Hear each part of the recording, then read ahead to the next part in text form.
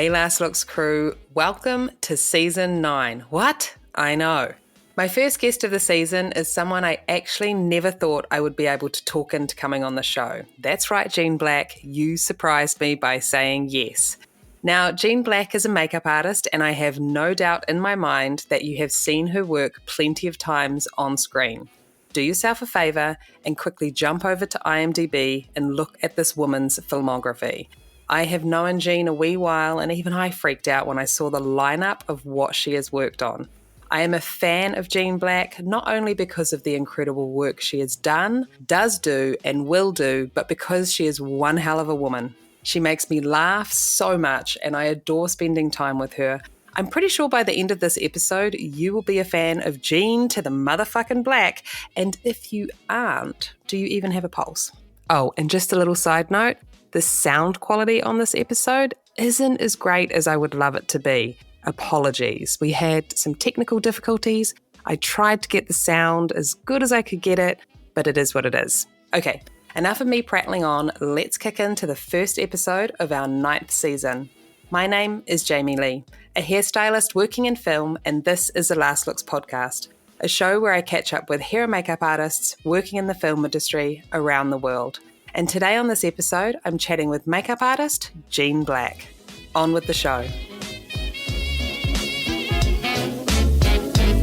And now, a word from our sponsor. John Blake's Wigs and Facial Hair has been providing the highest quality wigs and facial hair to the film, television, and live theater industries for 15 years. Our human hair wigs are low density and hand-tied on Swiss lace to give the most realistic and natural appearance that is undetectable in HD and 4K content. This small, family-owned company has grown to fill a vital role to artists across the globe. We provide an unparalleled customer service experience that is rare in today's retail market. Our facial hair pieces come in 17 different styles and colors that are designed to precisely mimic natural growth and coloring patterns. They are made from blending human and yak hair in order to create the most realistic texture and appearance of men's facial hair growth. We are grateful to be celebrating 15 years of being an industry leader and a vital part of your artistry. And now, our feature presentation. Pictures up. Last looks. Rolling. And action. Welcome to the Last Looks podcast, Jean to the motherfucking Black. You know, I love the ring of that. I couldn't help it, lady. I couldn't help it. Okay, so this is where our story begins. I want you to finish this sentence for me, okay?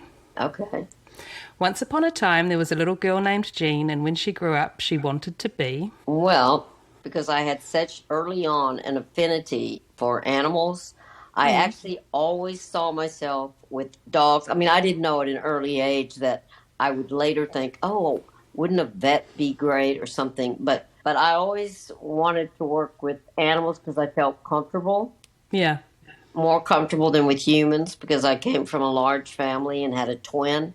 So there was nothing better than to escape with my pet and go somewhere and just talk away without him having to talk back, except with his eyes.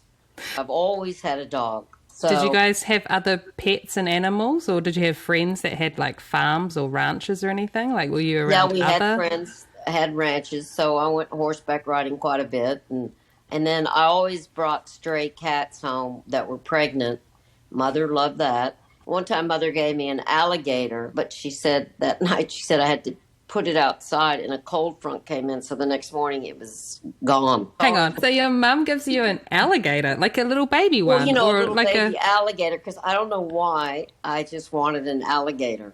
So she gave me one, and I put it outside which happens, you know, in Texas, when you're in between weather, you can just come into a cold front one night. And it was just too cold for a baby alligator. So I woke up and I want to say I was distraught, but Mother helped me kind of work through it.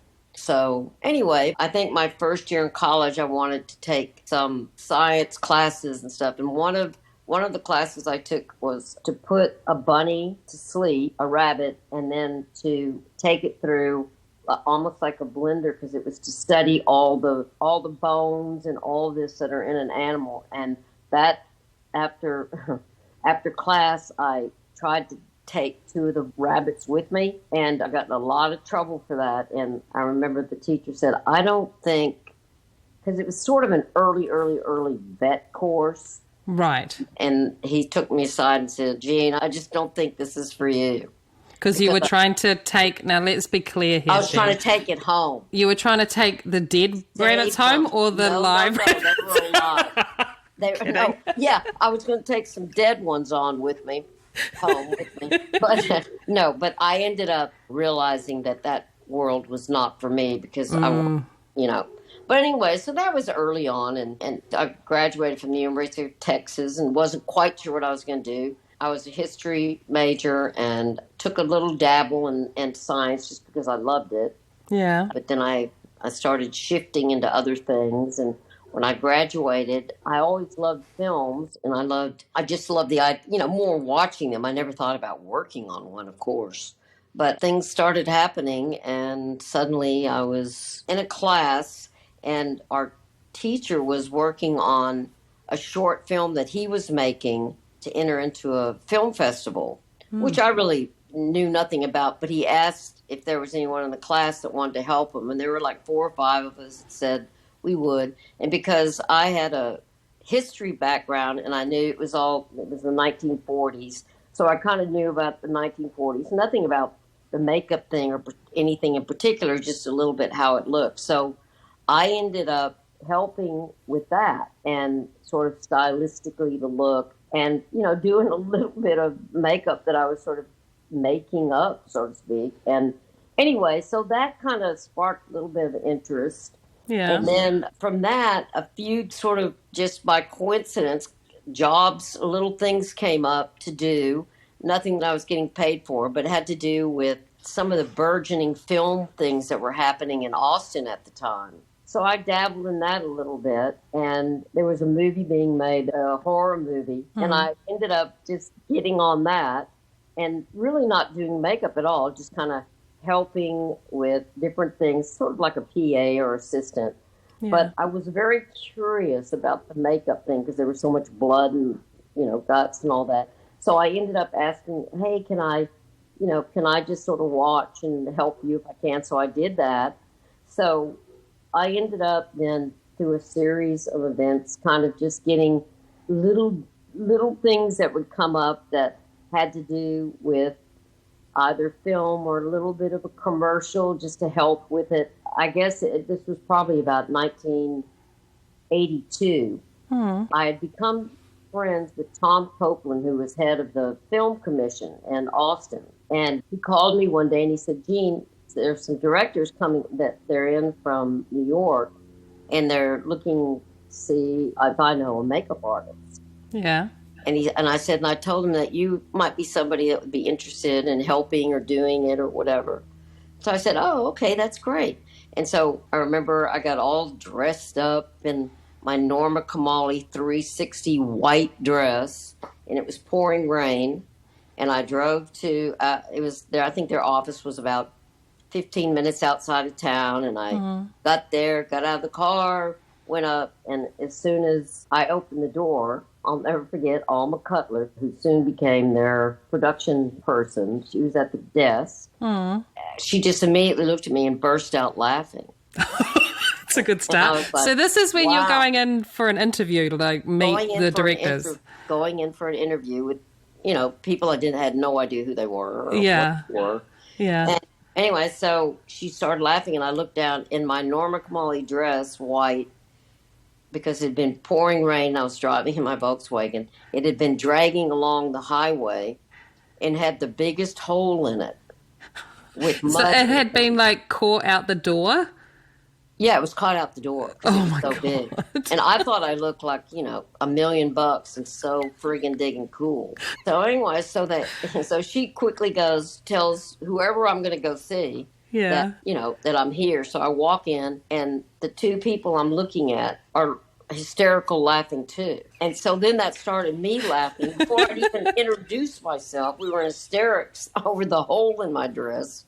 that had drug along. And so anyway, it turns out that they were Joel and Ethan Coen. So the Coen Brothers. The Coen Brothers. Oh my So God. who had not made a movie. They were there to do their first movie, which was turned out to be Blood Simple. Yeah. So anyway. So you made a good first impression. Yeah, so I thought to myself, well, at least they're finding humor. Yeah. And I sat down, and I don't believe we ever, because they didn't either, I don't believe we ever talked about makeup or the look of the movie. We talked about books and life and just laughed and laughed. And then I left, and, I thought, you know what? That was a great experience.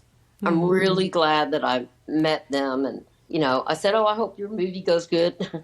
And so, because they knew that I had not really done anything. Right. So I was like, no, this is not anything that, I could be a part of, because it's, it's the real deal. It's a real movie. And so anyway, I went home, and the next morning I got a call, and it was Joel. And he goes, Jean, we want you to do our movie. And I was like, what?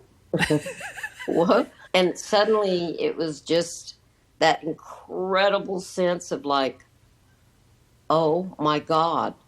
I mean, I hadn't really broken down or read a script or anything. I certainly didn't know anything about really the makeup world, except that I could do makeup pretty good on myself and used to make up my twin. But, those were things that you didn't even think about as in any work kind of capacity. Yeah. I know their producer was like, we cannot hire someone that's never done it. And I think Joel and Ethan were pretty much like, well, we've never done it either. Right. This is our first movie. So we're all going to do it together. And you know what? It was just a really incredible experience.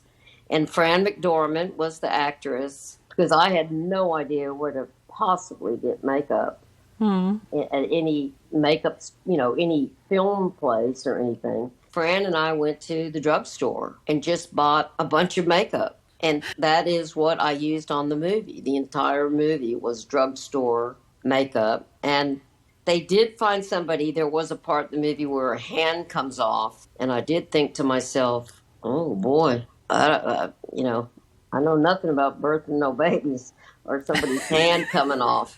So anyway, we did Blood Simple.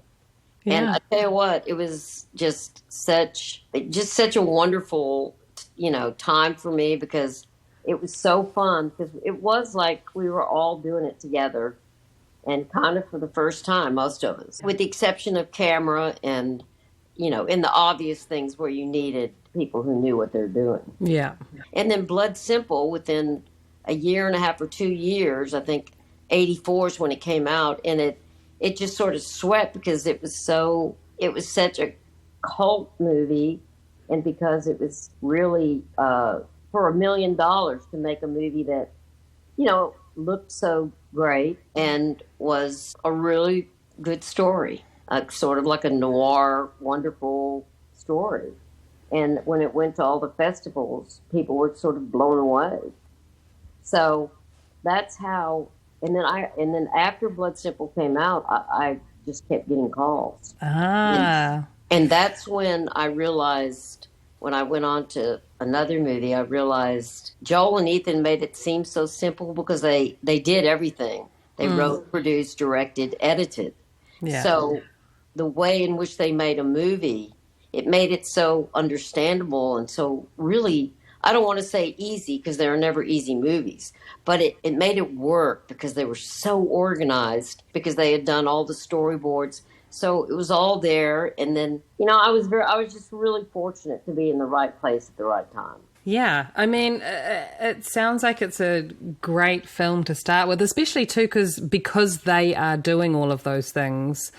They are writing, directing, producing, all that type of stuff. You were probably having to deal with less people. There's less cooks in the kitchen. So Definitely. Your communication is just with those guys and your cast. So it just simplifies everything a little bit more, right? Yeah, and they were so, they're so welcoming to everybody.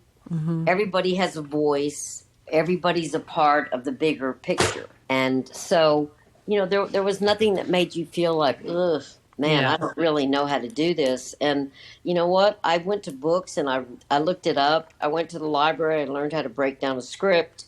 I went, and got makeup books and tried to learn as much as I could learn just through reading. And I didn't really have anyone to feed off of in terms of talking to them. Yeah. And I remember Fran was a big help. Not that she even wore makeup really in life. And, I think because my mom was real, like at Halloween and everything, she always would make everyone up. So it wasn't like, weirdly enough, it wasn't an alien world to me. Yeah. I felt fairly comfortable in it. Yeah. And the film itself, like the characters, they're very realistic. There's nothing... Exactly. They were simple and, so it wasn't anything, like where you're doing... I mean, it was a period in terms of, I think it was supposed to be like, early 80s, but it wasn't, that was the period. Yeah. So, I mean, that was the time. So anyway, it was just an extraordinary experience. And, I still do the Coen Brothers movies today if I can and when I can. And I've probably done maybe, 14 Coen Brothers movies. Well, it's a pretty good kickstart into it, isn't it? It was a pretty good kickstart. Yeah, indeed. And did you kind of just keep going with it because the experiences that you had were enjoyable and the work kind of kept coming in and you thought, okay, well, maybe I'll just do this? Like, do you remember a point where you made that decision or you just... After doing Blood Simple and once it came out, getting calls, I think I did sort of think, you know what? I don't think this in life was, I went to college and graduated. I didn't know exactly what field I was going to go into, but I sort of had a lot of varied interests. But I was like, you know what? I want to see where this is going to take me. Yeah.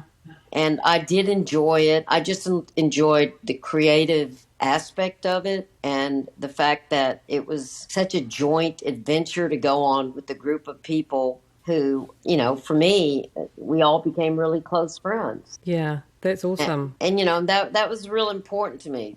Friendship and, being able to feel comfortable with people. And I think I have a good sense of people. And it was kind of an easy world for me to feel safe and comfortable in. Yeah, yeah.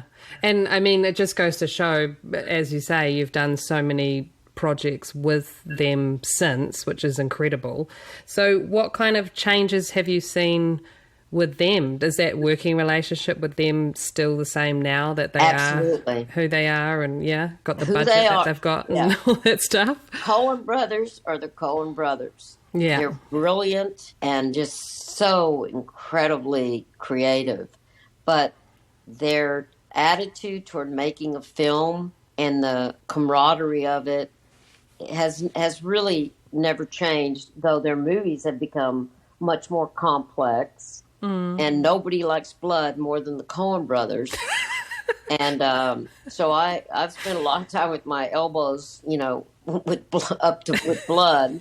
But more and more, you realize. I think the more I actually worked, the more I realized how much I absolutely did not know. Right. And in that way, there's a fear factor, but you either work through it or you don't. Yeah. And I just sort of, each movie, I would just challenge myself. And I think for me, it was important that no matter what it was, it's okay to not know. Yeah. It's okay to ask questions. Mm-hmm. I don't have to be the best person in the world with something, because there's always someone that could show you something or teach you something. And I just had to be open to that because I was such a neophyte. Yeah. So for me, it was all about just the collaboration. And, I found that people were so, even if they had been doing movies for a long time or they were this or that, their advice, even though, I really felt I was learning from everyone and everything. It was like I was a sieve and I just wanted to take it all in. But, having said that, I've never felt 100% secure on any movie. I've always gone into every movie feeling like, oh my God, like I'm starting over from Blood Simple. Oh my God, isn't that amazing? Yeah. And I think it's because, I didn't have any background or any, going to classes to learn how to do this or that. It wasn't really available in Austin, Yeah. I will say though, Jean, I don't think it matters. Like, I did like a year of makeup school, but I still got out of that knowing nothing. I mean, I knew it scratched the surface. Every job, there's something new that pops up that you're like, oh, fuck, I haven't done that before. Okay, I need to think about this, or I need to look into it, or I need to ask somebody how they've done it, or how they think I should do it, or, just bounce off other people. I think it would be super boring if that wasn't the case. Well, that's true. And I think because of that, I always come in with a really, I don't come in going, oh, I know how to do this. I come in with just a look of wide-eyed wonderment that someone even asked me to do it. But I will say, I don't know if it was the second or third movie I worked on. It was called Not for Publication. It was Paul Bartel had done Eating Raoul.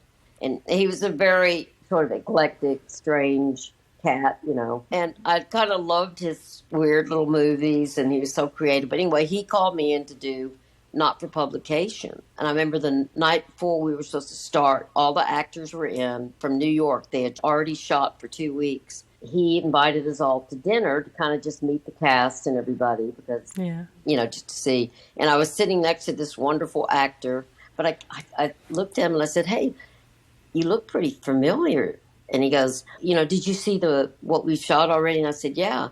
And he said, well, I'm the blah, blah, blah character. And I said, oh, but didn't you have a mustache? And he goes, yes, but I had to cut it off for a commercial. And I just looked at him and I said, tell me you have one in your pocket.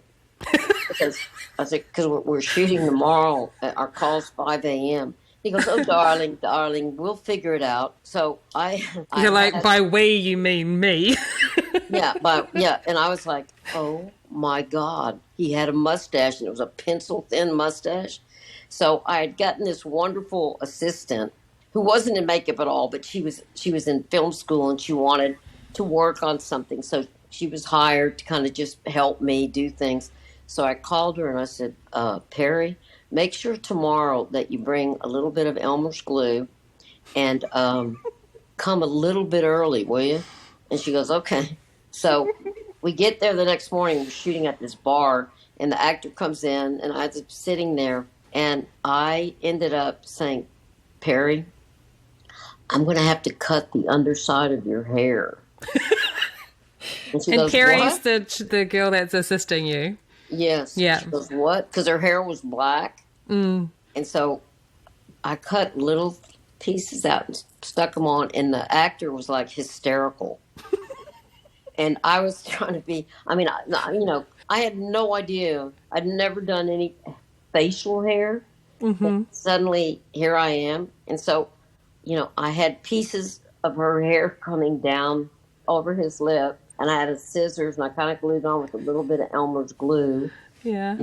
And cut it, and we looked at it, and no one said a word that it didn't look right or anything. So we went with it, and later I found out that this Perry was actually, I was doing a movie, and she walked in, and she goes, oh, my God, Jean Black. And I looked at her, and I said, oh, Perry. And she goes, Jean, it was Perry Gilpin, who was on Frasier for so many years. She said, Jean, you wouldn't believe how many radio and TV things I've told this story to. And I was like, awesome. Oh, my God. So it just shows, but it was Perry Gilpin, That's who I was cutting her hair, underneath of her hair, and she let me. So her moustache made it onto the big screen. So her moustache made it onto the big screen, that's right. Now, just so, in case anyone doesn't know because Elmer's is a brand, right? So what kind of glue is it? It's like for gluing paper and things? Yeah.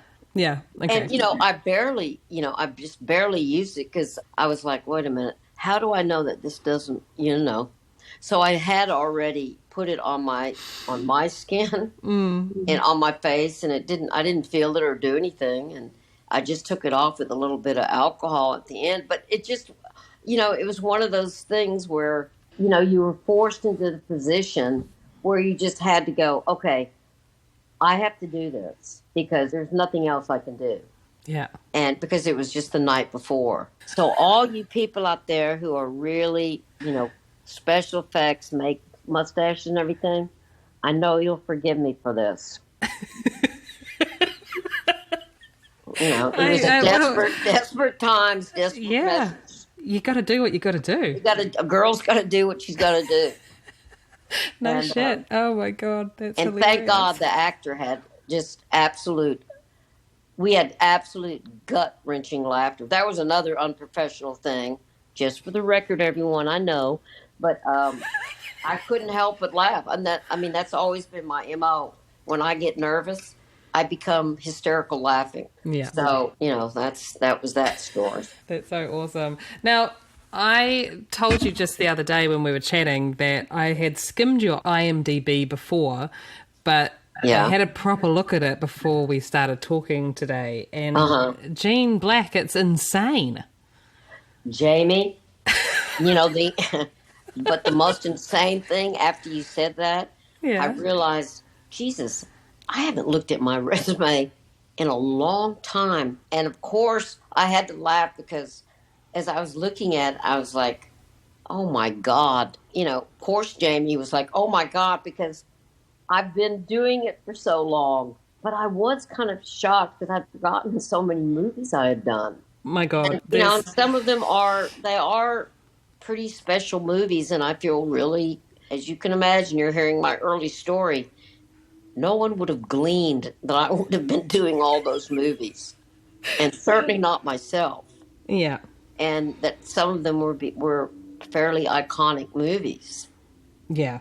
I mean, I was looking through it because some of them are like my favorite movies ever, Jean. Like I was just... Like what's one, like what?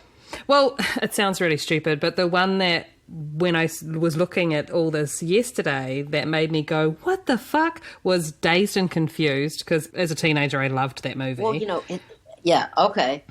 But then, of course, everything, Seven, The Big Lebowski, what? I mean, yeah.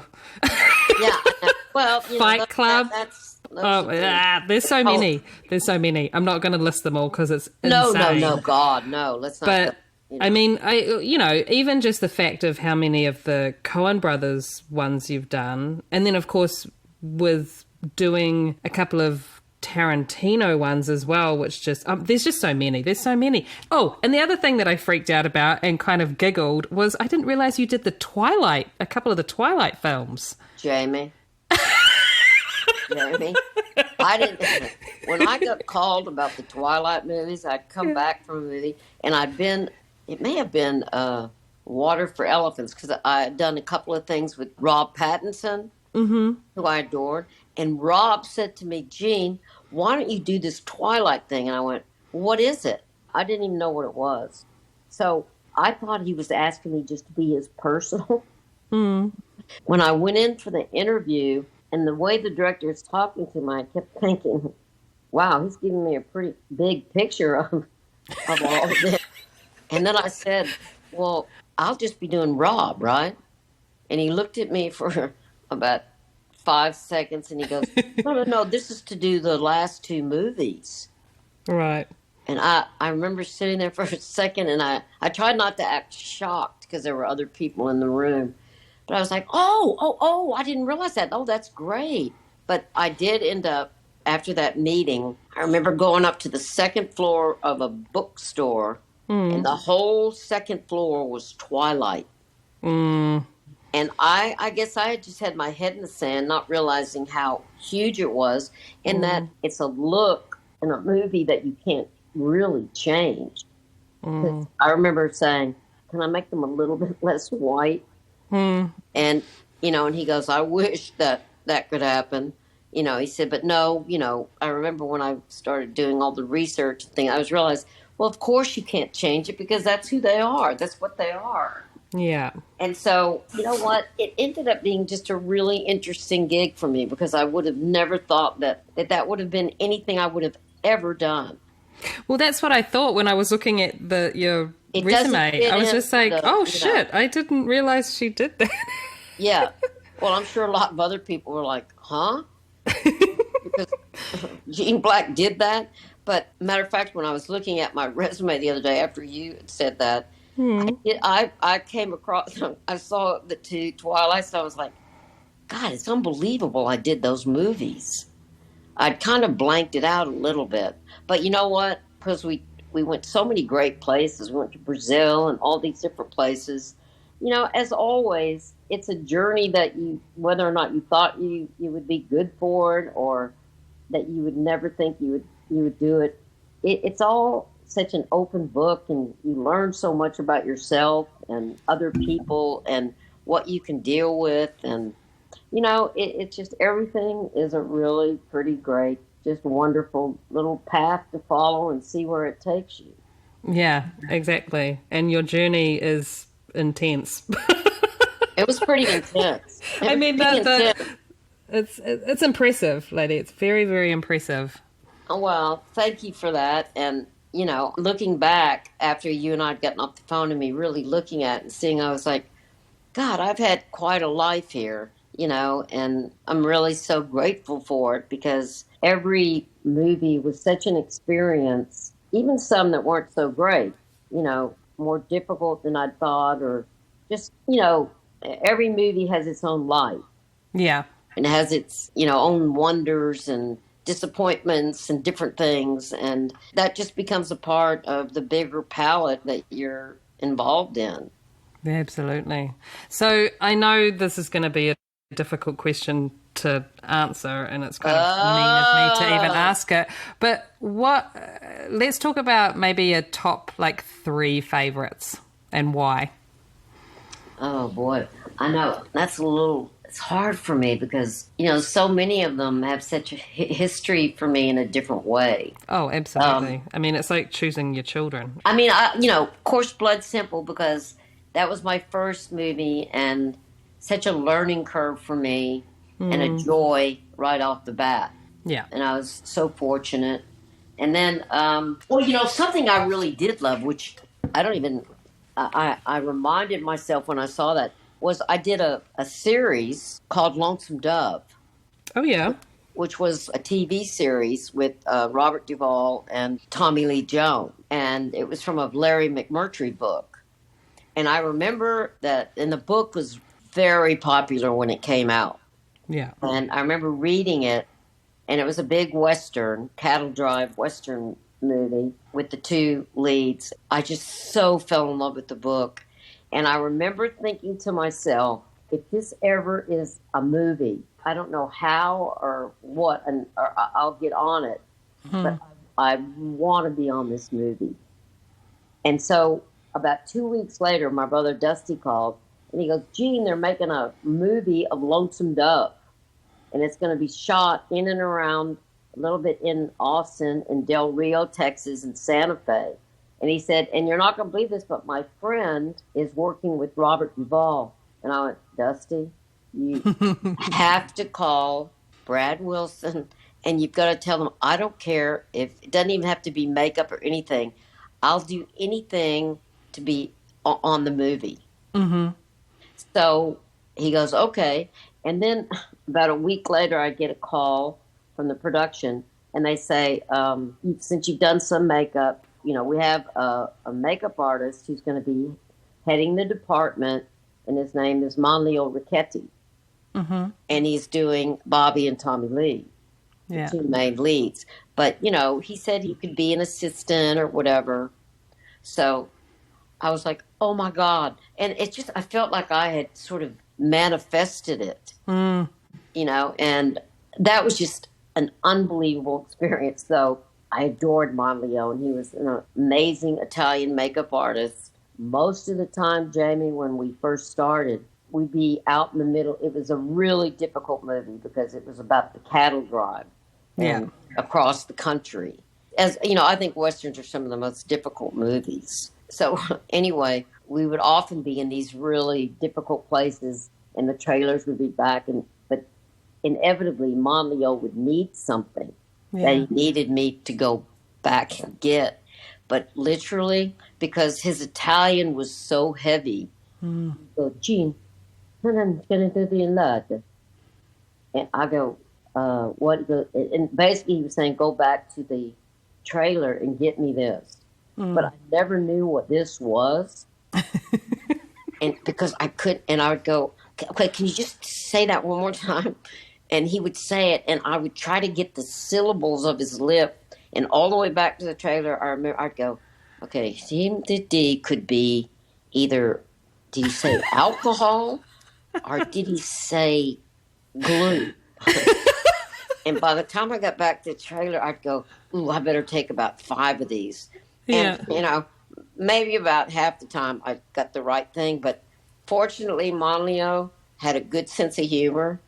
And because I would go, Monleo, I didn't quite understand. But, you know, sometimes I would just guess it and bring the right thing. But that was pretty good that took so long. But for me, You're like, can we just move the trailer closer to set, please? Because I don't know what he wants. Yeah, I don't know what he wants.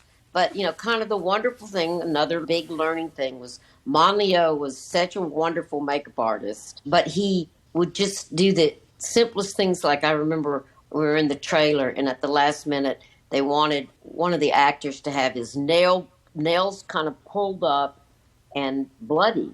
And Monleo, as soon as he heard that, he looked down and he found these 2 pieces of plastic, clear plastic little pieces on the floor. And he just cut them up into the shape of a nail and then cut them and then did all the blood and stuff all around it and under me. That happened quite a few times where he would just see whatever was there if it was sudden. And he was able to create something very quick that really worked out well and looked, you know, exactly like what they wanted. You didn't have to just have everything, you know, from like a store. And it reminded me sort of when I did the mustache. Yeah. That if something's not there and the director wants it, you try to do it as quickly as you can with what you've got and go with it. And stay confident about it. And there were so many things where Monleo would do that because things would come up way out in the middle of nowhere.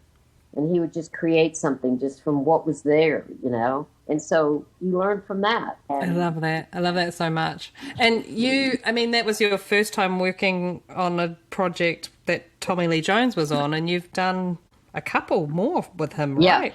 Yep, Tommy Lee. And, you know, I don't know, for anyone out there, if you haven't seen Lonesome Dove as a series, it truly is such a wonderful book, and it's really a great series, and their performances are absolutely outstanding and amazing actors all the way around. But tell me, just out of interest, has Tommy Lee Jones always been grumpy? I would say positive.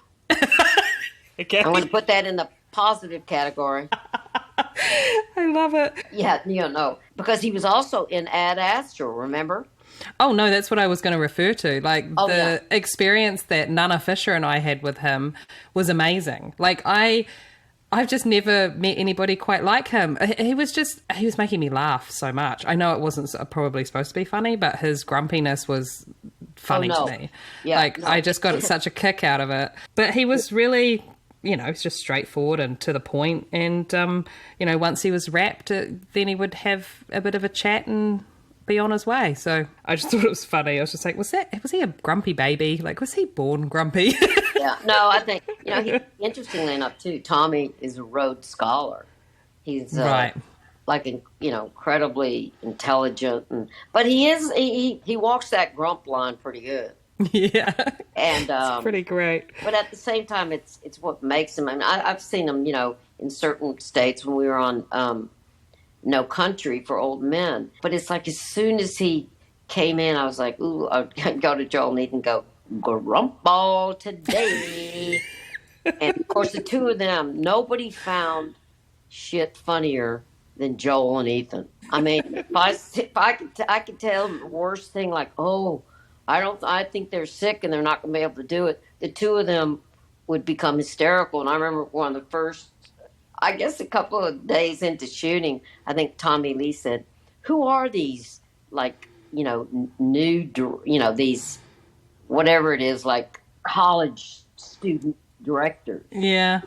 And of course I got the biggest kick out of that and went and told Joel and Ethan. They could not stop laughing. They thought that was the greatest thing. And of course later, I think after No Country came out, and for the rest of the movie, Tommy Lee, who's a filmmaker himself, of course, I think he really came to realize there's something so extraordinary about these two. Yeah. Their and efficiency. that film is incredible. So. Yeah. Their creativity, just everything about them. He was extremely impressed, as most people are. Yeah. And found them, very funny. Yeah. But anyway, I would say Tommy Lee. And one more. Give me one more fave. Well, I loved the assassination of Jesse James. Mm-hmm. I don't know. There's so many that, I love all the movies where I was just outside in the world. And where did you shoot that? Canada. Oh, you did? Yeah, and it was difficult and hard, but a lot of people, because it was long, they didn't see it. But such a good movie. Yeah, I am gonna. This is like confession time, Jean, and hilarious because I've worked with Andrew Dominic, the director, and I haven't seen it. Oh, you haven't seen Jess? Well, no, I need to watch it, and I know it's one of those things that's been on my list for like a lifetime. It feels like I need to just sit down and watch it. I totally get it because after it came and went, there were so many actors and different people that called Brad and said, Brad, I cannot believe I didn't see that movie. But the 3-hour thing put me off. And they said, it's one of the best things I've seen. I mean, some really great directors. I love Andy Dominic. He's just, a genius, but at the same time, mad as a hatter. Yeah. And well, of course, you know that because Blonde. He's an experience, put it that way.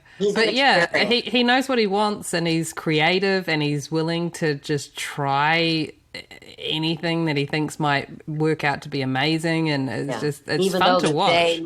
Even though the day might be 20 hours long. Yeah, Yeah. There's that aspect of it too. Yeah. Well, every mad scientist, just keeps exploring and, searching. And you did such a great job on that movie. It was just unbelievable. But I've already said that to you. Yes, I did. Probably about 20 times.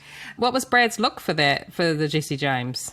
He went dark hair, right? Very, very dark hair because Jesse James dyed his hair with shoe polish, I might add. So it had a really sort of very fake black tint to it. And then because when he was, I think maybe 18 or maybe even a little bit younger, he was shot twice in the chest. Oh, shit. So he always had like a little bit of a breathing thing. He was actually quite frail for someone who ended up, tearing the West apart and killing a bunch of people and robbing banks. Far out. He was quite frail, so he was very pale. And I loved the dark hair, the dark eyes. There was an ominous look to Brad, and then, of course, his portrayal of Jesse James, pretty scary. I just loved the way he looked because it was so not a look for Brad. But I love Westerns. When I was looking through, I realized I did a lot of very difficult movies. And by that, I mean, not even so much the makeup, but just the terrain. Fury was, literally up to your knees in mud every day with cold rain. And so, there was something about movies like that where you're in the atmosphere and you're in the world that happened, World War II. Yeah. That's how they lived it and breathed it. And, so I really enjoy very difficult movies shooting. And I'm not even talking about the makeup, just the environment. Yeah. I think a lot of us must feel like that, like enjoy that challenge because, you have to. Otherwise. Yeah, you have to. And I think there are some makeup artists who stick to a certain thing where they like to be not doing anything simple, because I don't think there's any such thing as a simple movie. But truthfully. But you go into it, and I think to sort of be able to kind of be one with the actor, so to speak, lends itself to like kind of just getting into that world. it's so hard for me to really, I just like, God, there were so many great movies that I really enjoyed and they were so special Yeah. in so many different ways. I mean, I could easily sit here and talk to you for the rest of your life about each of them. But as you know, I usually don't do any interviews. I'm going to harass you next time we're on set. It's okay. I'll just randomly keep coming up and go, okay, today the topic of conversation is The Curious Case of Benjamin Button. Tomorrow, the topic of conversation is going to be... Right. Okay. Well, that's good, because if you're sitting next to me, then we can, we can chow down. But, there is one film that I would like to hear about, though, a little bit, just because it is one of my all-time favourites. Okay. And that's The Big Lebowski. Well, funny enough, The Big Lebowski, which I loved too, and thought it was just absolutely hilarious, but, it became such a huge cult thing. Mm. And I'd be in a crowd or something, and someone would start talking about The Big Lebowski. Mm. And it got to the point where I would never say I did it, because as soon as I did, people's necks would slowly, inch by inch, turn like, what?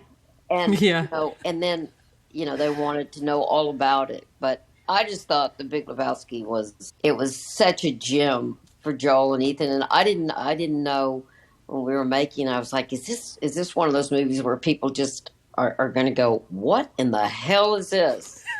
Yeah. But it was so marvelously funny, and it was just so many great characters. Oh yeah, that's fun.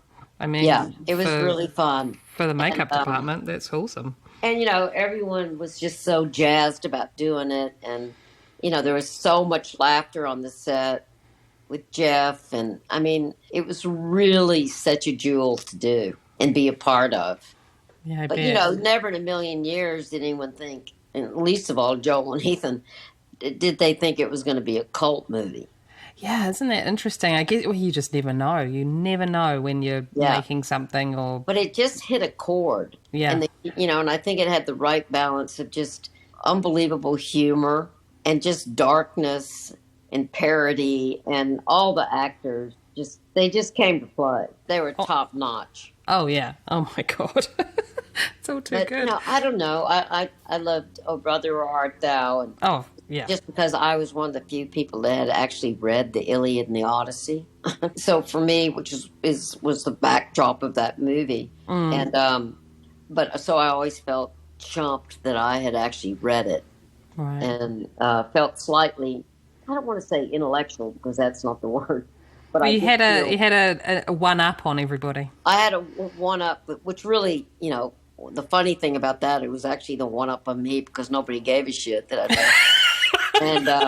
And it didn't give me any I've read the Iliad, the Odyssey. It's not like anyone thought, oh wow, Gene. But so I did keep that quiet to myself, but except I think I told Ethan. But anyway, but that was fun. Loved all the music and everything. Oh, so good. I have to tell you that I actually stopped dating a guy who, one, he hadn't seen The Big Lebowski. And so I sat him down to watch it, and we got to the end of it, and he was just like, no. And I was like, what do you mean, no? And he's just like, no, I do not like that movie. And I was just okay. And he's just like, oh, that main character, the dude, ugh. And I was just like, I don't think I can introduce you to my friends. Like, this isn't gonna go well. So I was just like, this isn't gonna work. That's like those dog commercials where the farm, where they're with their date, and the date goes and opens the refrigerator, and she goes, oh my God, you have dog food in the refrigerator. Oh, yeah. And the dog and the owner look at each other, and the next thing, the woman is outside the door because they didn't get it. So it's sort of like that, where if people didn't like it, it's sort of like, oh, okay. Yeah, I mean, if you're looking for signs, that was a massive Don't call slap me, in the I'll face. don't call me, I'll call you. Like, who doesn't love The Big Lebowski? Get out of my life.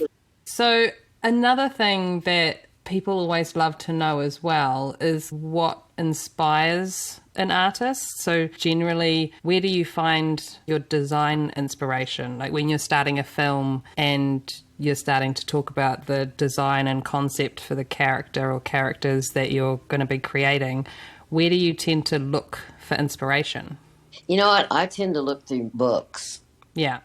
And not just books of whatever the movie might be about, but if it's a certain period thing, I'll go back into photographer. I use a lot of photography, to get sort of the feel of a period, and then certainly art books or more paintings and stuff, because I just think to get a broad spectrum of just sort of different faces and different feel, and to get a sense of a period and from whence all that comes. But, I've always been, I think, a makeup artist. I've always thought of myself as someone who, and this is from early on, I think, being with Joel and Ethan, it's sort of that I'm really pretty much a minimalist. Yeah. In terms of a lot of other people who have, much keener abilities to be able to hop into the prosthetics. And I've always loved wounds, but I very seldom use prosthetic little wounds or anything unless I really need some depth, and then I will. And you'd rather just paint and create freehand. I always came out of the box with them, and I had like just blood that I would use, and I felt really good about it. But as I did more and more movies, I just realized how much the whole world of little prosthetics and things and big prosthetics that I was just sort of not a part of, because I always had a thing about chemicals. So for me, and I just didn't have that background. Yeah. And because I kind of kept just getting one movie after the next, I really quickly learned that there are certain things that I couldn't do and that I wouldn't be able to do justice to. So that's when I would start to reach out to the people who were really great. And I tried to let my ego go. I want the best person for whatever actor I'm working on, and I want to work with them, but as much as I can, and let those who, really do it. I mean, if it's needed, to get someone that's the best at what they do. So to come in and collaborate with you and create it together. Yeah, because I just thought there's too many people who have all the experience with that I'm just not going to be able to catch up on. Well, yeah, I mean, it's not only that, Jean, but it's kind of a smart way to work, because it's just like, if there is all this stuff going on, just time in the morning to process your actor. Totally. Just having somebody else there who can just, bang stuff out, that knows their shit when it comes to that specific thing that you're needing. Right. And as long as they're a team player, everything just happens. Yeah, because I think at first I would sort of chastise myself a little bit, like, why don't, But then I really came to peace with all that and just thought, you know what? It doesn't matter. I mean, because the greater big picture is what it's about. It's not about my ego, my lack of ego, or my lack of skill in a certain level. It's all about just doing the best for the movie and for your actor. Yeah. And once you realize that, and that you've gotten someone that's so great at doing it, and the end result is so fantastic, you feel joyous about it. You feel like, okay, this is one step further to just letting my feelings get in the way of what needs to happen for the whole picture. Yeah. Well, really, when you think about it, there's not much difference between getting to the end of something like that and going, I did a really good job, that looks great, and we did a really great job, that looks great. There's not much difference. Yeah, I was going to say, let's face it. I mean, movies are about teamwork. Yeah. In every department, it's all about the team. And I think if you're a good leader and you know how to work your team together so that everybody's on the same page and we're all making the same movie, and there's no need for for any big egos to get in the way. We're all on the same journey, and no matter how we get there, as long as the director's happy and we're happy and the actors, above all happy, then you feel like you've succeeded. Yeah, totally. Sometimes the team is not always, sometimes hair and makeup people don't really get along sometimes. But I think just from working with a lot of people and growing up in a big family, I played soccer for a long, long time, and I was very involved with the sports world and helping women learn how to play soccer and all this. You know, I learned a lot about just personality. Yeah, working with people, understanding people. Yeah, I mean, I think that's the role of anyone, whether you're doing a personal or whether you're heading the department. Yeah. Is that you really have to help everyone understand that we don't need any external problems. And there's nothing that we all can't do together and create it and have a really great experience. Exactly. And I think I have a really good sense of humor. Yes, I know you do. Perhaps a little wee dark, but having said that's the best. I do feel like I can come in with some humor, and then we all laugh. And, you know, we forget that a few minutes ago, maybe somebody's feathers were ruffled. Right. You know? I mean, that for me is massive. I have to be able to laugh, because if the day I stop laughing, you know, whew, no, it's going to be a sad day. Yeah, and that's why, you know, my whole film career started with Joel and Ethan, because those two love to laugh. Yeah. And once you realize, you know what? It's serious, and believe me, I've gotten pale on movies before with the seriousness of it. Just feeling like, oh my God. Yeah. But, you know, suddenly... You're either going to laugh or you're going to cry. No, yeah, so which one do you want to do? Suddenly you have eye contact with somebody, and it's gut laughter. Yeah. You're like, the circus is insane. Yeah. I mean, that's just... That's where that's my go-to place, is like, just try not to go dark. Yeah. And if you do, just wait till you get home. Yeah.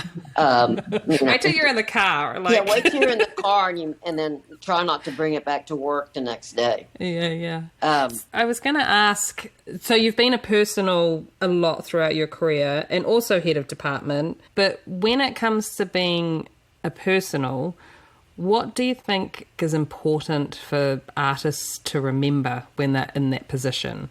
Because there's some people who maybe have never done it before, or they're about to, or they've done it a couple of times, or they did it once and it didn't go so well and maybe they can't figure out why. So what do you think? Because it is very different to being a head of department. Oh, yes, it's very different. And yet there's a certain thing that makes it sort of similar in a way, in that for me, being a personal, I was always able to let the actor take the forefront and just listen and read someone's body language. Of course, I've been with Brad Pitt for over 32 years, and I've done almost 40 movies with him. But, you know, I learned that, you know, from about 40 feet, looking at Brad, the way he walks, the way he moves, the way his shoulders move, that it's one, you know, and I'll go to myself, okay, today is a day just to be quiet and let that person have whatever's going on be his, and just be quiet and do your job. And I actually love that a lot, because I like to get someone done so that they've got time to work on their script and do whatever they need to do for themselves. But, you know, Brad and I also have some tremendous laughing things. But I think it's just really important to not get too caught up with who you're doing, but what you're doing. Yeah. And let that be your guide. And, you know, because at the end of the day, we're all human beings. Yeah. Just being aware of someone's mood or vibe, or just their space, because you're the first person that they're seeing normally in their work day. So just being able to read the room and read that vibe is hugely important. And that goes into a trailer full of people as well, not necessarily just working with one person, but, you know, coming in at 4 a.m. and you gotta read the room. Yeah. And Brad and I were always, I think what it sort of brought us together anyway was just the fact that we immediately realized we were both sort of lone wolves. And, you know, I can be in a room with Brad and be just totally not talk for 2 hours. Yeah. And he and I both are pretty reclusive. When I'm not working, I really am at home quite a bit, and with my dog, or, you know, whatever, a friend, maybe every once in a while. But we both have that in common, you know. But I think it really is just, you know, realizing that the actor is the main person right now, because they're the one that has to go on screen. None of us do. Yeah. Just to keep that, and because a lot of people get so nervous when they're with someone that's a big actor or just an actor. Yeah. And so they just talk a lot. Yeah, there's some people who silence is so uncomfortable for them, and I think Yes. it's something to really work on, because it's like silence doesn't need to be uncomfortable, and silence is necessary sometimes. Yeah. You just have to shut up. Yeah. And it's hard sometimes because, I'm fortunate enough that a lot of times, you'll have your own trailer. And so that's possible. But in the early days, as I was making up Brad in the main trailer, and, I could see sometimes it was a struggle because, for Brad, then you have to talk to, your actors. He doesn't want to seem like like he's not there. And so, yeah, it is a little bit of a different world. I don't even, it's hard to believe that Brad and I have done so many movies together. Yeah, and I mean, I'm sure the together. time's just flowing. I mean, It really has. yeah. And certainly the older I've gotten, you just realize how precious those times were, and, were great memories. And, you just feel like there's a big accomplishment there. Yeah. And the loyalty that he's shown as well is incredible. Like, that's awesome. Well, yeah, I think that does amaze people. I think because Brad was thrown together with me so early, we just got along. He was Missouri, I was Texas. So there was something about being stranger in a strange land in LA that we both understood a certain thing about each other without ever having to talk about it. Yeah. It was just an innate quality that we both understood. And so it was very easy just to follow that lead. Yeah. And I guess too, I mean, just you were working with him before he was the Brad Pitt that we all know now. Well, that's true. So we started on Cool World. Yeah. I had no idea. I just remember calling him the night he was supposed to come in the next day. Of course, I had no idea who he was or what he was or anything, but I just called him and said, hey, just call and because I always call every actor and just say, what do you need? Do you need anything special? Do you want anything particular, a product or something that you feel comfortable with? And he goes, nope, just come with good music. And so I thought, okay. And I'll never forget the first day he walked in the trailer and he had a hat on. And he just came in, he goes, hi. And he took the hat off and this huge wad of blonde hair just flew out of the top of his head.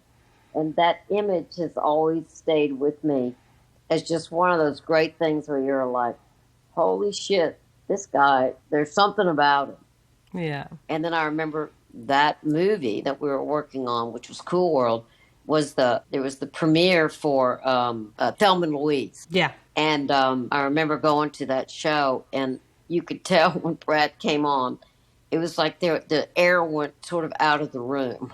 Right. And I kept watching, and I said to myself, I was like, even though I was sitting next to his mom, Jane, while the sex scene was happening, and I could not have felt more uncomfortable. And I could also not be, help but feel like, did Brad place me here for a reason? And, but anyway, but I remember thinking, wow, this guy is going to go places. Yeah. There's a charisma there, and it wasn't even so much about his looks, but I mean, I know it was for a lot of people, but for me, it was more like just a sense of him and a feel and how his presence was on screen. Yeah. He's so fucking good at what he does. And he's really great. But anyway, and of course, all the rest of that is sort of history with Brad. And, I'm sure it shocked him too. And, he was not even, he wasn't big enough or anything to, ask for me to do a movie. But after that, he did ask me to do a movie that, that I didn't think I was going to be able to, but it was A River Runs Through It. But they called me and, I did it. And so then that's, our journey began. Awesome. And I have to say, what a journey it's been, It's amazing. I'm lucky. I just feel really, I guess lucky's the word, that, that sort of came into my life. And like, what do you think has been one of the biggest changes that you've seen in the industry? I mean, you've worked on so many films, and you know, Well, it sounds like your happy place is on set. Like you enjoy your work, obviously. You know what? I do enjoy my work. I think of myself as this big loner, but then I realize I do have a giant family Yeah. of people that you come to work with every day. And I like the creative aspect of and the energy that comes with working on a film, Yeah. where everybody's there for the single purpose, but yet we all have our jobs to do. We all have our teams to work with. And then everyone comes together, and somehow this really wonderful experience creates this movie, you know, Yeah. that we can all be proud of, or not, sometimes not so much, you know, depending. But still, you know, it's just such a great experience. Yeah. So what do you think is a big change that you've seen happen in the industry? Well, certainly I think the safety of it, the hours. I mean, I think the movies were hard. It wasn't that they're any easier or harder. It's just that I think just the bureaucracy became more difficult to deal with. Right. And just, you know, as we changed from shooting film, you know, because the Coens shot so many of their movies even after a lot of people went digital with film. Yeah. And I'll always miss film, because that's really, I mean, I suppose it's a little more than half of what I've always shot with, and I love the look of film. Yeah, me too. But also, we all had to accept the digital, and then, of course, the advancement of that is incredible. Yeah. And, you know, all the anthropomorphic film with the wide screens and all that. And I think, you know, in a lot of ways, filmmaking it's such an art form. And there was a little madness of it, you know, when I came on. The drugs and the drinking and the, you know, all that was pretty heavy duty right at the beginning. I know, lady. I hear about all of these situations, Yeah, well, and I've never been on a set where this has been happening. So I'm just like, what is going on? Yeah. And I just think everyone comes into this business thinking it's going to be something. And then you have to accept that there are so many changes that have happened just with the way things are run. You know, now it's a business now. Yeah. You know, where a lot of people don't really care that much about the crew in some ways. Or the craft of it. Or the craft of it and what it takes. Yeah. And I find that very sad, because, you know, it's all about the money. Yeah. But, you know, that's just, I hate to even say progress, but in some ways that's just where it's gone. Yeah, it's true. Well, And, so what do you want to see happen in the future? Well, you know, I'm sort of at the end of the future. I'd love to, you know, I hope that the AI thing doesn't take a lot of jobs away. Yeah. Because AI is only going to get bigger and bigger. Yeah. And I think it started. I don't know if there's much stopping it. No, and I worry, you know, is AI going to take work away, talent away, what we do, because they can create so much. Yeah. But I want to believe that that's not true, because there's something about the human being doing something and how the mind works and the artistic part of what everybody in our business does, no matter what department you're in. Yeah. I want to believe that that's still relevant and will always be. I hope so. But even I thought about this as well. I just wonder if it, you know, the AI thing might take off and be like the next hot thing. But then in however many years, everyone's just like, oh, no, I want real people. You know, it's just like how vinyl records went out of fashion and now everyone's buying records. Yeah. Or, well, you know. it's the ebb and tide of something, isn't it? Yeah, where exactly. it leaves for a while and then it comes back. And there's that, you know, where you're like the retro, and, you know, suddenly it's like, wow, this was a fantastic way to do this. Yeah. And I hope that's what happens. Yeah, so tricky. Jean, we hopefully learned from our mistakes. What's one of the biggest mistakes you've made in your career, do you think? I probably have wiped those out of my brain. But I feel pretty good about there being a lot of them. What?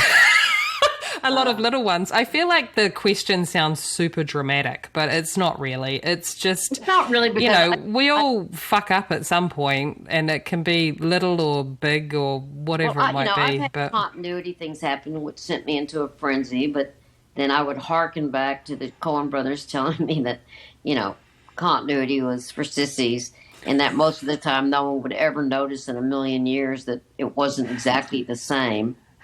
So that always gave me a feeling of, okay.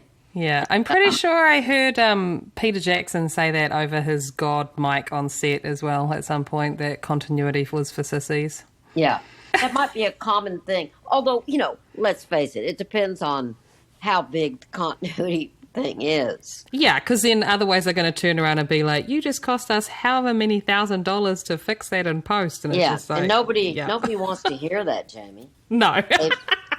They just cost a lot of money. Can I pay you back? Yeah, could you imagine if you turned around and then just went, I thought continuity was for sissies. I'm sorry. I misunderstood what you were saying. Yeah. Oh, yeah. You're not a sissy, but okay, I got it. Oh, but, I don't know. I mean, I've made so many mistakes. And just, not anything, I don't think, major. No. But, enough to probably at the time seemed like it was the end of the world. But it was really mostly about, oh, my God, did I forget to put that on? Or is that tattoo in the right place? Yeah. Or, something second like guessing that. yourself. Yeah. Or did I forget to put that mustache on Brad? No, not that bad. That's really funny. So, but, yeah, I mean, and then if you do make a mistake, I think the important thing is you just let it go. Yeah. Because you just can't hold on to those things. No, and learn from it and move on. We are the old human beings. Yeah. A lot of mistakes. I don't care who you are. Oh, yeah. I mean, but, obvious. But I did also want to say, I worked with Julia Roberts, too. Yeah. When Richard Dean, her fantastic, beautiful makeup artist, retired, I was a little surprised, but he said, oh, you should call Jean Black, which Julia did. And funny enough, I still have that recording because it was so sweet, her little voice, and just telling me, that she wanted to talk to me about coming in and doing her. So that's been I think I've been with Julia maybe now for about 10 years. She's such a team player, and she's had Serge Normant, her hair person, and then Franny, her dresser. So it's a great team, and it's a great group of people. And Julia and Brad are very close. So she loves to laugh. It's just a really great collaboration with her. Yeah. She very much knows what she wants. That's good. I've never worked with anyone that's so, if her call is 7:00 in makeup, she's in there exactly at 7. Great. I do her, and then she's onto hair, into her trailer, dressed, and on her way to set. Professional. She's so professional, and it makes everyone else professional. It's awesome. She's a great person, and I really think of her as a really incredible friend, too. Because she had been with her makeup artist for quite a long time long time. He retired, right? Years. I mean, he did all the great movies, early movies with her. He is one of those artists. I don't think Richard was probably a prosthetic person or anything like that, but man, what a beautiful makeup artist he did. I always loved his makeup because it was clean and not ever, even if it was a lot of makeup, it still looked real and felt like it was Julia and just kept the beauty of someone's face. Yeah, absolutely. I don't think I've ever looked at her on anything and just thought, God, why is she wearing so much makeup? Like, she's not that person to me. So her natural beauty always finds a way through, which is, I think that's an important thing with, for any makeup artist is that really look at your person, have a chance to sort of get to know them. Even if you're doing a big period piece, Now, if they're changing their whole face because of prosthetics or whatever, that's a world different. But you don't want, I never wanted anyone to not look like themselves in a way, but no matter what was done to their face, Right. even in a period thing, that there was still just that cleanness of what you were doing. Yeah. Well, you still want it to look like skin and be able to see. And you still want it to look like skin. And for me, which I've done a lot of period pieces, and I really love them. And I love doing women. A lot of people think of me as someone who mostly just does men in a way, but women, I used to really, really do a lot of women. I just loved it. You know, I love just the way you could make someone just change so much, but yet keep a certain thing that never took who they are kind of away. Yeah, that's awesome. So do you remember watching a film and just being blown away by the hair and makeup? Like whether it might have been something that you saw when you were younger or something recently, but just really stood out to you as, I guess inspiring in a way. Let's see. Well, I did love Memoirs of a Geisha. Oh, yeah? Yeah, only because I loved Japanese movies, and I just thought that was so well done. You know, I love Japanese history and everything, so I thought that movie was so well done, and it really did capture that world. And I just remember what they did, it just seemed so, it all fit together, and it didn't seem like it was over the top, but you know, who knows, like other people could be going, oh my God. Well, no, because it felt real to you. That's the thing, isn't it? It felt real to me, and I accepted it.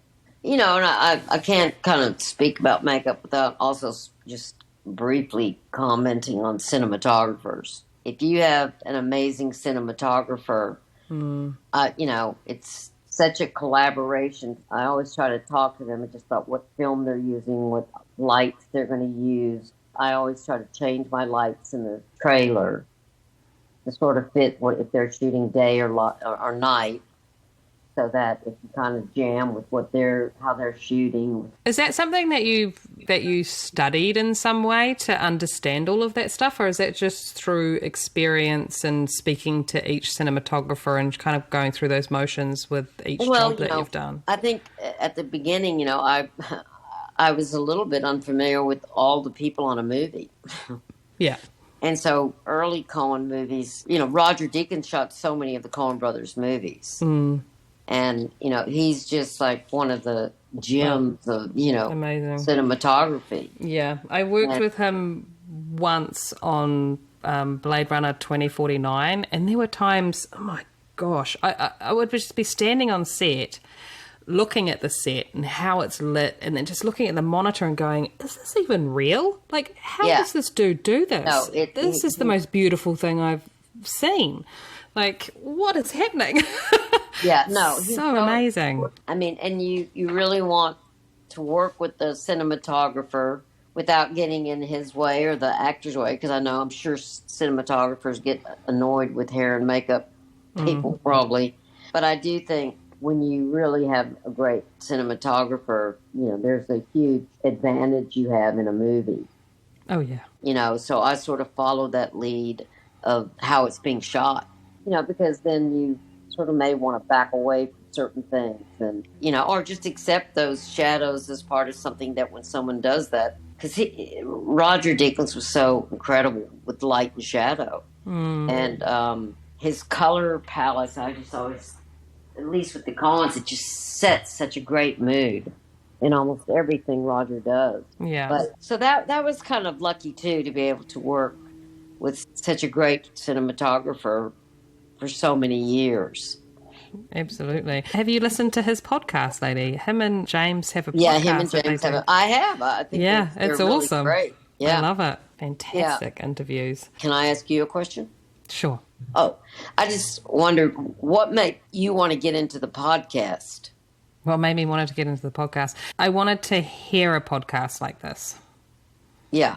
And I couldn't find one. It's kind of interesting that it hasn't been done. It has been in the way that I could find ones that would focus more on makeup and makeup artists. And I was like, well, hang on, there's hair people. Of course, me being a hair person. I'm like, come on, I want to hear the whole story. And then there were also, there's a great special effects one and stuff like that. But also they didn't seem to have a bunch of episodes. Like it would get to maybe like 10 episodes. Because I think there was one, the Makeup Artist magazine has one, but they only have like 5 or 8 episodes or something. And it's just like, I want more. So, yeah. And I think you know what it was. It was when you go to the symposium before the Oscars and the 5 teams are up there and they're answering questions about the work that they did. I was just always so fascinated by that and loved hearing the stories from set and this and that. And so it was just like, is there a podcast out there that's like that? I want to listen to that. So then Brett Stanley, the husband, was just like, we'll make one. And I was just like, you're out of your fucking mind. No, I can't do that. Right. And then it just kept bugging and niggling at me. And I was like, oh, maybe I could do it. And he was like, you can. And I was just like, I can't. And you can You're so comfortable with it. But the first episode, you can hear my voice is shaking. Like I'm so nervous. But, you got to do things that kick you out of your comfort zone. So... this is it. But it is such a great format for everyone to be able to kind of talk about their work. Now, I'm not one of those that's great at it. You're doing a good job. Not really, but thank you, though. It's only because I've always struggled with talking about myself, but I love talking about what other people do. Like I could have spent this whole podcast if I could have turned you around, but you're pretty strong. I could have just totally turned around to where suddenly we're hearing all about the life of Jamie McIntosh. And we're forgetting that little Jeannie Black. No one's going to forget about Jean Black. Now, the other thing that I found quite interesting, and I never thought about it until I contacted way back in 2020 and contacted Lois Burwell about being on the podcast. I listened to her podcast. You did. And she said to me, and I don't know, I just hadn't really thought about it, but she was just like, I think what you're doing is amazing, just being able to document people's career journeys, that there's something, and I think that's why she was so interested in being a guest, because it was like she could lay out her career journey and talk about her, experiences, and that it was going to be there, documented for, well, not ever, but for, for the foreseeable future. I wish, like Lois, that I had gone ahead and marked mine out. Perhaps it would have been easier for me. What do you mean? Just trying to grab things out of my head. Oh, right. Yeah. As opposed to... Listen, somebody asks me about what I did last week and I have issues. So... Yeah. Well, and you've done so much, Jean. It's a lot. I have 40 years of this. I was going to tell one story, which only because I thought about it last night. It came to me, and I don't even know why. But when we were doing the Hudsucker Proxy with the Coens, they called me and they said, Paul Newman's going to be in this. And I was like, oh, my God. To myself, I was like, I'm going to get to do Paul Newman.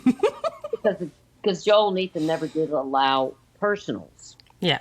So it was just me, no matter what. So I was so excited. And then I want to say about a week before, Joel called and he went, Gene, some bad news. And I went, what?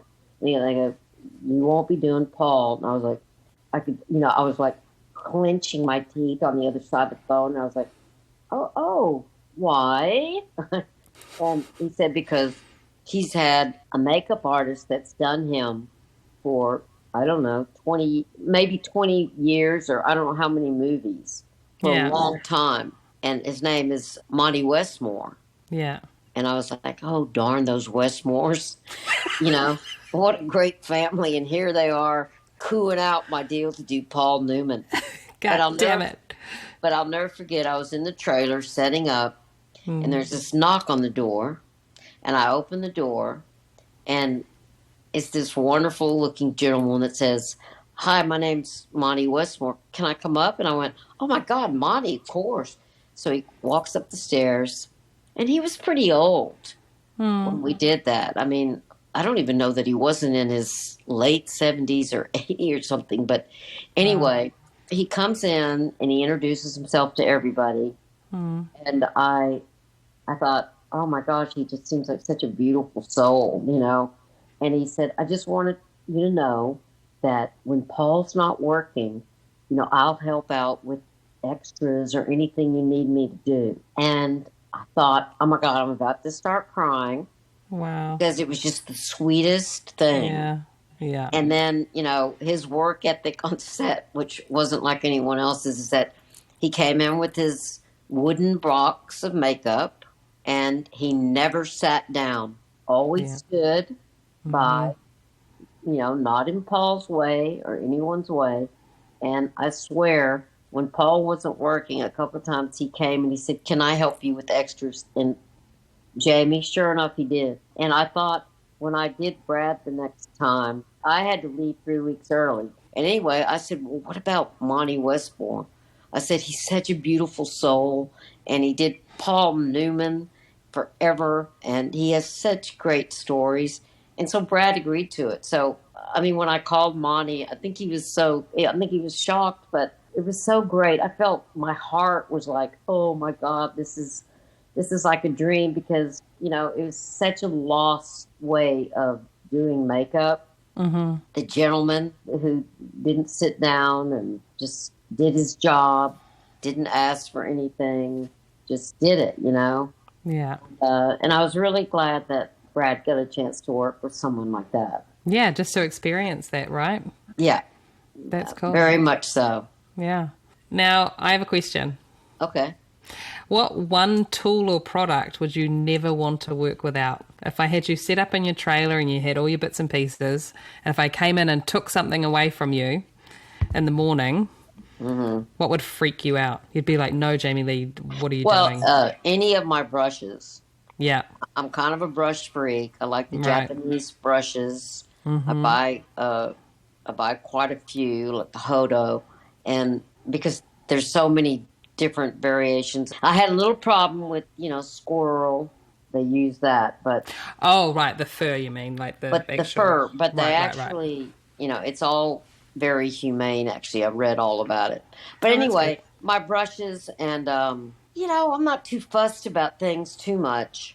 Yeah, I mean, it sounds like, I mean, if you're starting your career going to the drugstore and then your next movie, you're sticking on a moustache with Elmer's glue, I feel like you can pretty much pull anything out of the hat. So yeah, you're probably pretty safe to say you can troubleshoot if I take something away from you, but you'd prefer it if I didn't take your brushes. Yeah, I prefer it. And then to work with you, I will have an eye on you. Lady, we don't have to put it into practice. I will have a mirror behind me, and I will have an eye on you, Jamie. But you see me giggling at the door, going hee, running away with all your brushes, and hearing you scream out, "I've got brushes! Got Jean's brushes!" You're like, security. I love the way you and I are getting a kick out of ourselves. Everybody else is like, what the fuck? What's going on here? Well, just for clarity. Chaos. When Jean talks about loving to laugh, it's no joke. I mean, when the times that if Jean calls me or if I call Jean, the first thing we're doing is laughing. Oh, yeah. No, we can't take anything too seriously. I don't even know what we're laughing at, but it's just like the one person makes sure the other person is on the line, and then we just kind of end up giggling. So it's very true, folks. We are laughers. And in the face of even the most dangerous thing or horrible mistake I could have made, I freak out for about 2 seconds. Suddenly I have eye contact with anyone, and I become absolutely horrifyingly hysterical laughing. Case in point, one of my first things I did, what was it? It was Legends of the Fall with Brad. Yeah. If any of you saw that, it was so long ago. I've seen it. But anyway, he was going to maybe have to do this scene, you know, pretending like he was making love and be nude. Yeah. And I was like, well, and I was in the trailer, and I had not done very many movies, and I had certainly not done the body stuff much. That was a whole new arena for me. Yeah. And I said, well, maybe we should do something here in case, because there's a big tan line. You know, I knew there was because he would go swimming and stuff. The tan line that guys get, like where their belt, the top of their pants kind of thing. Which you wouldn't really have that in a period piece. Right. Necessarily. So anyway, Brad goes, no, don't, you know. So he goes to set first. I'm gathering all my stuff. And suddenly I hear John Toll, incredible cinematographer, over the walkie-talkie. He's going, can we get Gene Black in here? Because Brad has too much of, he's too white. His butt's too white. Well, I was like, oh, great. Everybody in the world just heard that. And so I got my bag together, and I was just like mortified. I felt like I was walking to, you know, to the death chamber or something, as I was like, oh my God, I'm going to have to make Brad's butt up.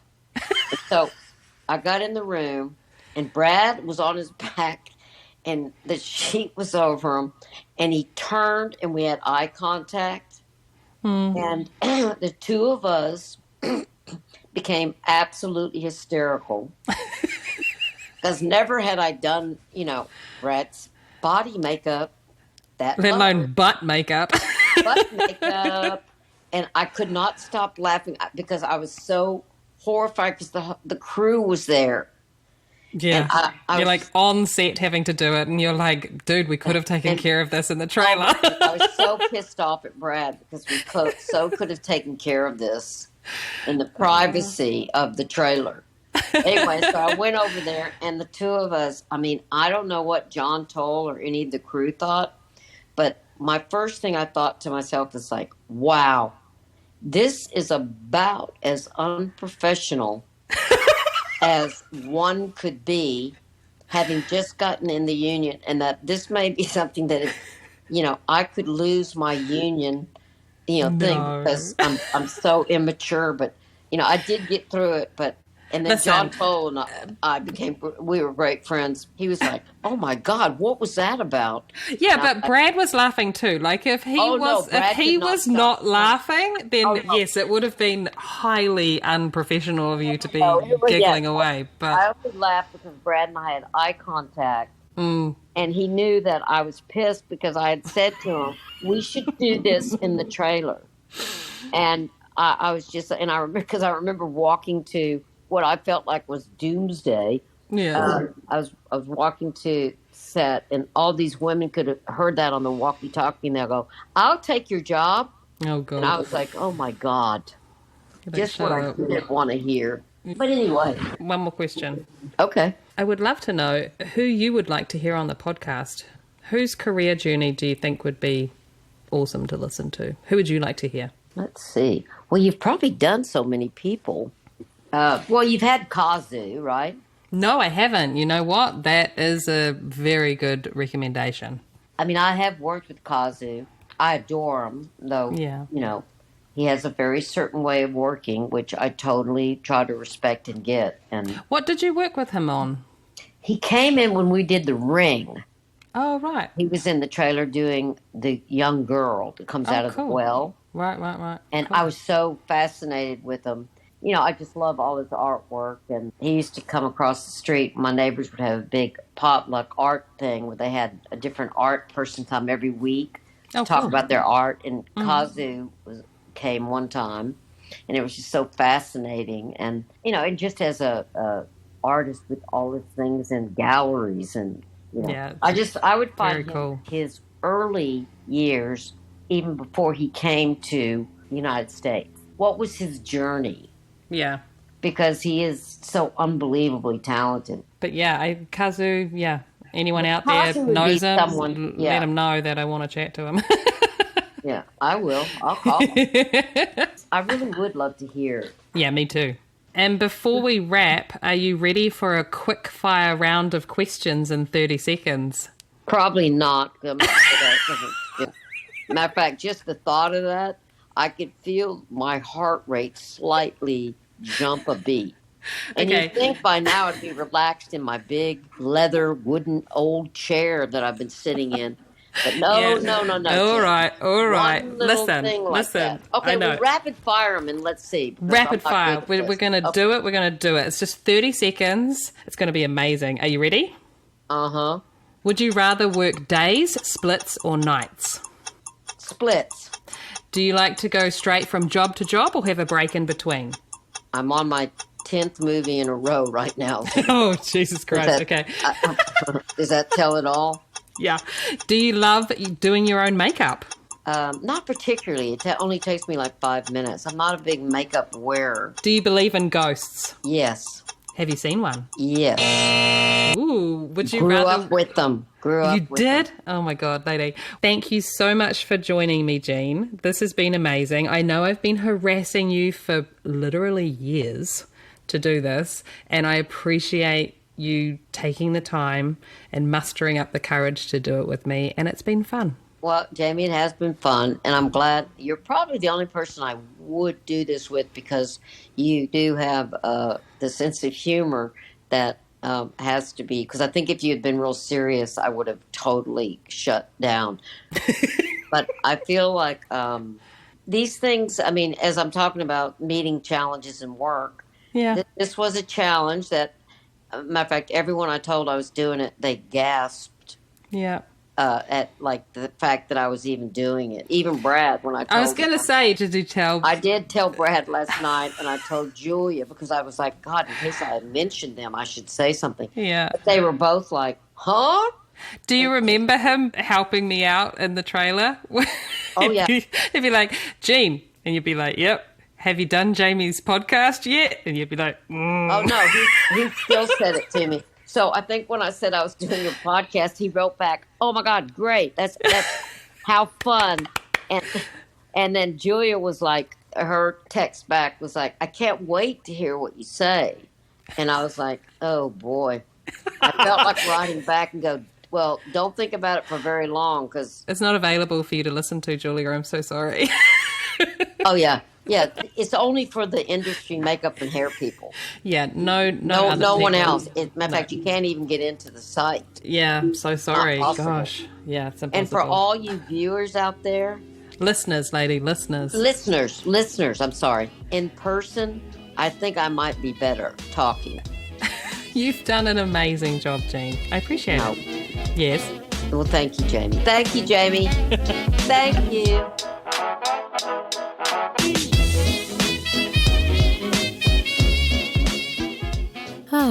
Are you tired of having sore shoulders, neck, and a bad back? Are you fed up with clutching actor bags under your armpits whilst doing your last looks on set? And what about those frustrating moments rummaging through an overfilled shoulder bag? Sound familiar? We have the comfortable, practical, and slick solution for you. Linear Standby Belts manufactures customizable tool belts designed for hair and makeup artists by a hair and makeup artist, Georgia Lockhart Adams. It consists of a high-quality padded belt and 12 interchangeable accessories and pouches, which will hold all your on-set needs. With a handy Velcro top on all pouches, you can swap out and change bags quickly. Even hand over actor bags to your colleagues if you step away from set. Work with both hands free and with all your essentials within easy reach. It is a game changer and will make your long working day easier. Come along and join the LSB revolution. Why wait? Visit linearbelts.com to order your customizable tool belt today.